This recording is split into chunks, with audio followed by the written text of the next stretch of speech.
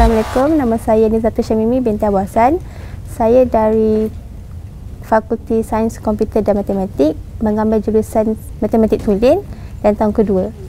So family saya ni kurang berkemampuan lah untuk tanggung saya belajar.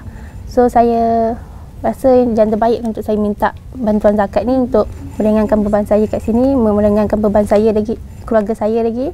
Okay, dengan ini saya mengucapkan terima kasih kepada pembayar-pembayar zakat dan juga zakat UiTM kerana dapat meringankan beban saya dalam pembelajaran saya di universiti ni.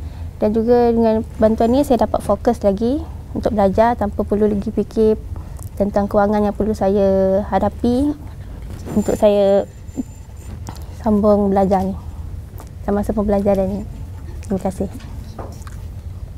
Tunaikan zakat anda melalui online, mudah, cepat dan selamat. Hanya satu klik, kewajipan terlaksana, ummah terbela.